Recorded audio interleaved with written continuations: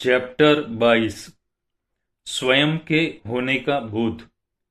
French दार्शनिक दिकार्त ने अनेक वर्षों के चिंतन मंथन के पश्चात यह स्वीकार किया, स्वयं का अस्वीकार नहीं किया जा सकता। यह बात पूर्णतः स्पष्ट है। कहते हैं, दिकार्त ने अपनी दार्शनिक खोज संदेह से प्रारंभ की थी। उसका कथन था, मैं ऐसी बात की खोज में हूं जिस पर संदेह न किया जा सके। उसने ईश्वर का अस्वीकार किया, क्योंकि लोग ईश्वर पर संदेह कर सकते हैं, मगर कोई भी यह नहीं कह सकता मैं नहीं हूं। मजे की बात यह है, मैं नहीं हूं तो उसका यह कथन स्वयं सिद्ध करता है कि वह है, क्योंकि संदेह करने के लिए भी मेरा होना आवश्यक है, वरना संदेह कौन करेगा। यह उसकी बुनियादी सोच थी। मैं स्वयं का अस्वीकार नहीं कर सकता, क्योंकि स्वयं के होने का बोध सतत है। साइलेंट मैसेज यह है, अपने अस्तित्व का जिसे बोध है वही सच्चा अहिंसक है, क्योंकि उसके भीतर हिंसा की उत्पत्ति संभव ही नहीं है।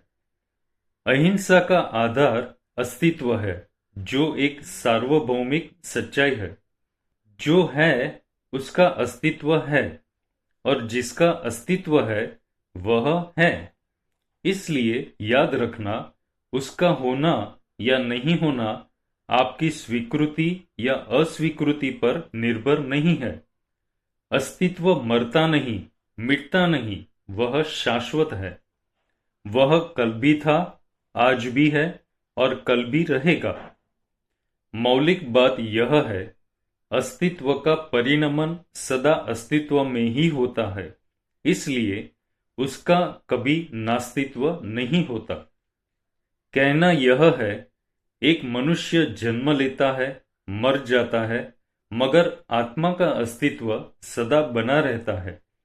जैसे आज यह एक पुस्तक है, वह कल नष्ट हो सकती है, मगर परमाणु का अस्तित्व कभी नष्ट नहीं होता, क्योंकि अस्तित्व जन्म मरण की श्रृंखला से परे है।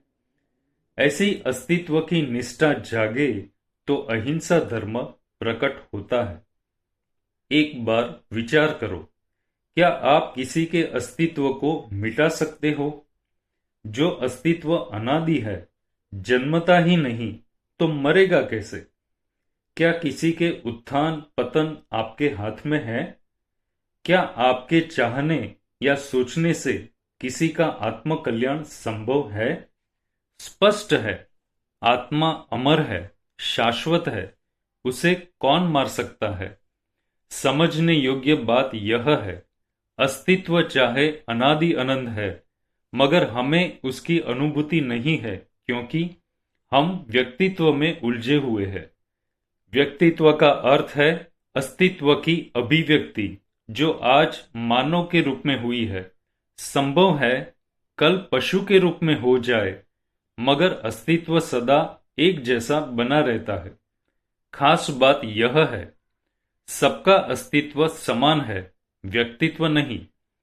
अस्तित्व दृश्य नहीं है, किंतु शुद्ध है। व्यक्तित्व मरता है, अस्तित्व नहीं। व्यक्तित्व की हिंसा होती है, अस्तित्व अमर है। इसलिए जिनवाणी की सर्वोदयी उद्घोषणा है, आप किसी के व्यक्तित्व को मारते हो, वह किसकी हिंसा है?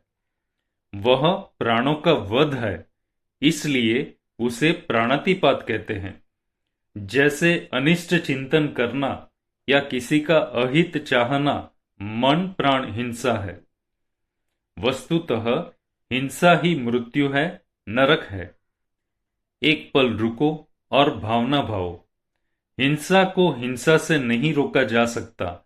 ऐसा निश्चय हो जाने के बाद अब मेरे दिल, दिमाग, देह एवं वाणी रूपी खिड़की दरवाजों से अहिंसा का ही प्रवेश हो, ऐसा निज अस्तित्व का अनुभव हो, तभी हर अस्तित्व का स्वीकार एवं सम्मान होगा।